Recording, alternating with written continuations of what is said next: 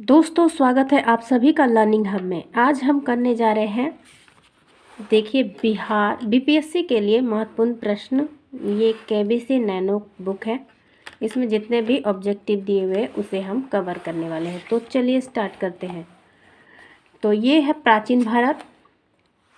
प्राचीन भारत का पहला क्वेश्चन शुरू करते हैं।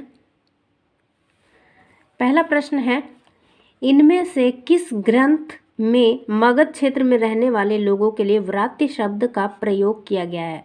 इसका आंसर होगा option number A, Rigveda. Next है, बिहार क्षेत्र की चर्चा सर्वप्रथम किस ग्रंथ में की गई है? बिहार क्षेत्र की चर्चा सबसे पहले शतपथ ब्राह्मण में की गई है। तीसरा नंबर प्रश्न है, बिहार में नवपाषाणकालीन संस्कृति के महत्वपूर्ण स्थल इनमें से कौन सा है? तो इनमें से चिरांद, ये जो सारण में है चिरांद, और एक चिरांद के अलावा एक और जगह है जहाँ से नवपाषाणकालीन स्थल के साक्षी मिले हैं, वो है चेचर, जो कि वैशाली में है। तो ध्यान रखिएगा, नवपाषाण में चिरांद और चेचर जो है दो बहुत महत्वपूर्ण है प्रमाण। चिरांद जो है सारण में है और चेचर है वैशाली में। नेक्स्ट है चौथा नंबर प्रश्न, बिहार के चिरांद नामक पुरास्थल की प्राचीनतम संस्कृति है। तो इसका आंसर देख लेते हैं। इसका आंसर हो जाएगा, अभी हमने देखा, नवपाषाणिक। पांचवा नंबर प्रश्न है, इनमें से कौन महाजनपद बिहार से नहीं है, बिहार में नहीं है? तो देखिए, 16 महाजनपद में से 3 महाजनपद बिहार में है। कौन कौन सा? अंग महाजनपद, मगध और वज्जी, अंग और मगध। वत्स जो है ये यूपी में है, वत्स की राजधानी कौशाम्बी है, अंग की चंपा, मगध राजगृह या गिरिब्रज, और वज्जी का वैशाली। छठा नंबर प्रश्न देखते हैं, विदेह राज्य का उल्लेख सबसे पहले किस ग्रंथ से हुआ है? तो विदेह राज्य का उल्लेख यजुर्वेद में हुआ है। सातवां नंबर प्रश्न है, बुद्ध के जन्म से पूर्व 6ठी शताब्दी ईसा पूर्व में भारतवर्ष 16 महाजनपदों में बटा था। इसका उल्लेख किस ग्रंथ से प्राप्त होता है? तो 16 महाजनपदों का उल्लेख 16 महाजनपदों का उल्लेख बौद्ध ग्रंथ अंगुत्तर निकाय में और जैन ग्रंथ भगवती सूत्र में मिलता है। तो इसका आंसर हो जाएगा सी, अंगुत्तर निकाय।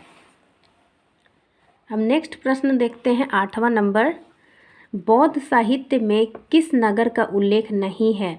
दोस्तों, लखनऊ का उल्लेख नहीं है बौद्ध साहित्य में, मथुरा का है, वाराणसी और तक्षशिला का है। 9वां नंबर है, बिंबिसार, अजातशत्रु, उदयन आदि राजाओं का संबंध किस वंश से है? ये हर्यक वंश से संबंध है। प्रसिद्ध चिकित्सक चरक किसके समकालीन थे? तो दोस्तों ये सारे ऑप्शंस गलत है, इसका आंसर हो जाएगा कनिष्क। 11वां नंबर सवाल है, मगध साम्राज्य की राजधानी, प्रारंभिक राजधानी कहाँ थी?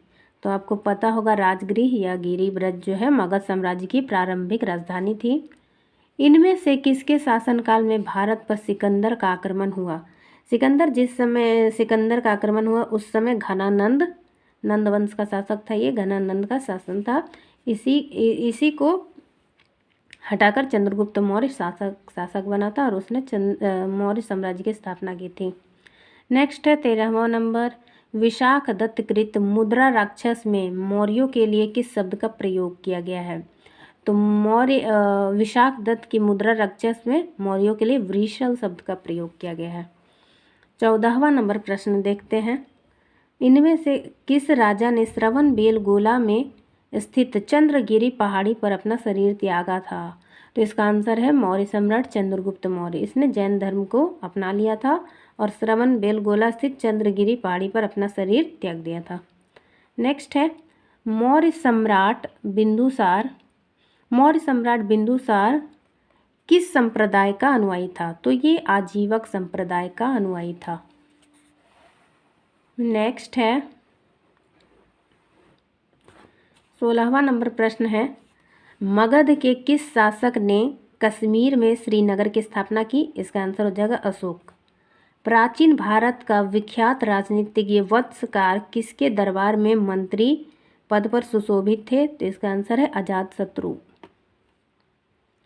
18वां नंबर प्रश्न है, अशोक के साम्राज्य की दक्षिणी सीमा कौन से राज्य स्थित नहीं थे? चोल, चेर, पांड्य, ये तीनों ही थे। तो इसका आंसर हो जाएगा ऑप्शन नंबर डी।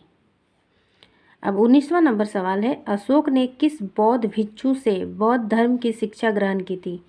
तो इसने जो है उपगुप्त से बौद्ध धर्म की शिक्षा ग्रहण की थी। नेक्स्ट है दोस्तों 20वां नंबर प्रश्न। 20वां नंबर सवाल है, महावीर का जन्म कहाँ हुआ था? कुंडग्राम, वैशाली में। जैन धर्म और बौद्ध धर्म में क्या समानता थी? तो देखिए, पशु बलि का विरोध, जाति प्रथा की मान्यता, आत्मा के पुनर्जन्म में विश्वास और वेदों को दैवी रचना के रूप में स्वीकार करना। तो जैन धर्म और बौद्ध धर्म में क्या समानता थी? दोनों में जो है पशु बलि का विरोध था, दोनों में होगा। और देखिए, आत्मा की अगर बात की जाए तो आत्मा में जैन धर्म आत्मा में बिलीव करता है, लेकिन बौद्ध धर्म नहीं करता है। और पुनर्जन्म में दोनों ही धर्म विश्वास करते हैं। और वेदों को दैवी रचना दोनों में से किसी ने नहीं स्वीकार किया था। तो इसका आंसर पशु बलि का विरोध ही होगा, आंसर ए। क्वेश्चन नंबर 22 है, तृतीय बौद्ध संगीति का आयोजन किसके शासनकाल में हुआ था? तो पहला जो है अजातशत्रु के शासनकाल में हुआ था, दूसरा कालाशोक के, और तीसरा अशोक के शासनकाल में हुआ था। इसका आंसर है ऑप्शन नंबर बी। और चौथा कनिष्क। प्रथम बौद्ध संगीति का आयोजन कहाँ हुआ था? राजगीर या राजगृह में। 24वां का आंसर है, द्वितीय बौद्ध संगीति का आयोजन किस शासक ने किया था? तो कालाशोक ने। 25वां नंबर प्रश्न है, मगध साम्राज्य के उत्कर्ष का आरंभ किसके अधीन हुआ? इसका आंसर हो जाएगा बिंबिसार। नेक्स्ट है, मेगास्थनीज का पाटलिपुत्र में आगमन कब हुआ था? 315 ईसा पूर्व में। चंद्रगुप्त मौर्य के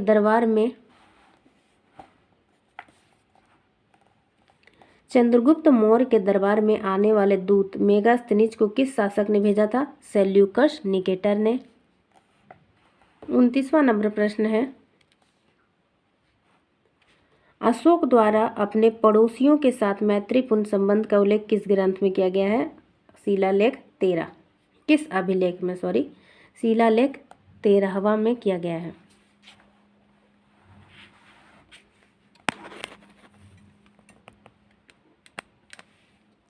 तीसवां नंबर प्रश्न है, मौर्यकालीन पाटलिपुत्र नगर प्रशासन के संबंध में जानकारी का मुख्य साधन क्या है? साक्ष्य है इंडिका, मेगास्थनीज की इंडिका। निम्नलिखित को सुमेलित करना है। पहला देखिए, मौर्य वंश का संस्थापक चंद्रगुप्त, पहला का 3। नंद वंश का संस्थापक कौन है? घनानंद नहीं, महापद्मनंद। नंद वंश का अंतिम शासक है घनानंद। इसे ही हराकर चंद्रगुप्त मौर्य ने गुप्त वंश की स्थापना की थी। मौर्य वंश का अंतिम शासक है बृहद्रथ। तो आंसर मिला लेते हैं, पहला का 3 2 में है, दूसरा का 1 होगा, यानी ऑप्शन नंबर बी इसका आंसर हो जाएगा। अब हम देखते हैं 32वां नंबर प्रश्न। धर्मपाल ने विद्या को प्रश्रय देने के लिए किस विश्वविद्यालय की स्थापना की थी? तो विक्रमशिला विश्वविद्यालय की स्थापना धर्मपाल ने की थी। देखिए, नालंदा विश्वविद्यालय जो है गुप्त शासक कुमार गुप्त ने किया था, फर्स्ट ने। बिहार निम्नलिखित में से किस महापुरुष का जन्म स्थल नहीं है? तो गुरु गोविंद सिंह का जन्म पटना में हुआ था, तो ये बिहार में है, ठीक है। गौतम बुद्ध का जन्म लुम्बिनी में हुआ था, जो कि नेपाल में पड़ता है, यानी इसका आंसर बी हो जाएगा। महावीर स्वामी और आर्यभट्ट ये दोनों भी बिहार के ही थे, लेकिन गौतम बुद्ध का जन्म हुआ था लुम्बिनी में, जो कि नेपाल में पड़ता है। बिहार का नाम निम्नलिखित में से किससे उद्गृत किया गया है? ये काफ़ी इजी है। बौद्ध विहारों की बहुलता के कारण बिहार का नाम बिहार पड़ा है। नेक्स्ट है 35वां नंबर प्रश्न, गौतम बुद्ध को कहाँ कौंडिल्य और 5 ब्राह्मण मिले थे? आंसर हो जाएगा उरुवेला में। नेक्स्ट है, राजगृह में आयोजित प्रथम बौद्ध संगीति में कौन से कार्य हुए थे? ये काफ़ी ज़्यादा इम्पोर्टेंट है। देखिए, प्रथम बौद्ध संगीति में देखिए यहाँ पे हाँ ऑप्शन नंबर बी है, बुद्ध की शिक्षाओं का संकलन सूत पिटक और विनय पिटक में हुआ था। ये पहला में हुआ था, पहली बौद्ध संगीति में। और बौद्ध धर्म दो भागों यानी स्थविर और महावीर में विभाजित हो गया था दूसरे में, जबकि बौद्ध धर्म दो भाग हीनयान और महायान चौथे में बट गया था। नेक्स्ट है 35वां नंबर सवाल, मगध के किस शासक ने वैशाली को अपनी राजधानी बनाया था? तो शिशुनाग वंश ने अपनी राजधानी वैशाली को बनाया था। नेक्स्ट है जैन धर्म के 12वें तीर्थकर वसुपूज्य की जन्मस्थली कौन सी है? तो वसुपूज्य की जन्मस्थली पटना है। नेक्स्ट है दोस्तों, बौद्ध धर्म के संस्थापक गौतम बुद्ध गृह त्याग के उपरांत सर्वप्रथम गए कहाँ गए थे? वैशाली के समीप अलार कलम के आश्रम गए थे। 40वां नंबर प्रश्न है, किस शासक ने शिलाकंटक व रथमूसल जैसे नवीन शस्त्रों का खोज किया था? यह है अजातशत्रु। नेक्स्ट है, कर्नाट वंश का राज्य स्थापित हुआ था मिथिला में।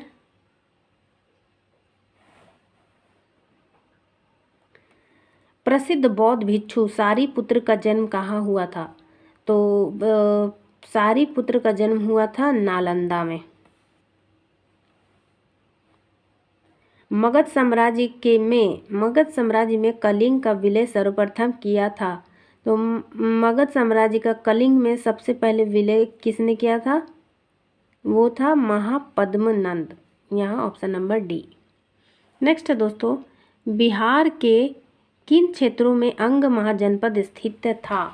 यानी वर्तमान समय का जो भागलपुर और मुंगेर है, ऑप्शन नंबर सी, भागलपुर और मुंगेर उस समय जो अंग महाजनपद का हिस्सा हुआ करता था।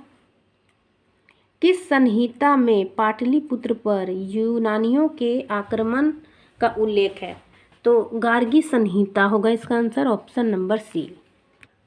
नेक्स्ट है, गुप्त काल में किस सम्राट के प्रयासों से नालंदा विश्वविद्यालय की स्थापना हुई थी? आंसर है कुमारगुप्त फर्स्ट, नालंदा में स्थित। नेक्स्ट क्वेश्चन देखते हैं हम, नालंदा में स्थित बड़ा गांव महाविहार का पता लगाया था कनिंघम ने। विदेह के राजा जनक ने निष्क या सुवर्ण या शतमान उपहार में दिए, यह कहाँ वर्णित है? विदेह के राजा जनक ने निष्क एवं सुवर्ण या शतमान उपहार में दिए थे, ये बृहदारण्यक उपनिषद में वर्णन है। इसका आंसर मैं एक बार देख लेती हूँ दोस्तों, 48 का आंसर देख लेती हूँ मैं। 48 का आंसर ए बिल्कुल सही है, बृहदारण्यक उपनिषद में। नेक्स्ट है 49, अपसड़ गया से एक मंदिर का भग्नावशेष प्राप्त हुआ है, इसके दीवारों पर कथा दृश्य अंकित है, तो इसमें किस चीज़ का कथा जो है वर्णित है? इसका आंसर हो जाएगा ऑप्शन नंबर सी, रामायण के दृश्य जो है वर्णन है। नेक्स्ट 50वां नंबर प्रश्न, हर्यक वंश के उपरांत मगध पर किस वंश की सत्ता स्थापित हुई थी? हर्यक वंश के बाद नागवंश, शिशु नागवंश की स्थापना हुई थी। नेक्स्ट है, देखिए इसे मैंने ऐसे याद किया है, हरा नाग, ठीक है, हरा के बाद नाग आएगा तो हर्यक वंश, उसके बाद हर्यक वंश, उसके बाद शिशु नागवंश के बाद हो जाएगा नंदवंश के बाद मौर्य वंश और मौर्य वंश के पश्चात शुंग वंश। तो शुंग वंश मौर्यों के पश्चात आएगा, यानी पहला नंबर पे आएगा हर्यक के बाद शिशु नागवंश, नंदवंश, मौर्य वंश और शुंग वंश। एक बार बुक को अच्छे से आप देख लीजिए। बिहार समग्र। तो दोस्तों वीडियो यहीं समाप्त होता है, अगले वीडियो में मिलते हैं, तब तक के लिए आपका धन्यवाद।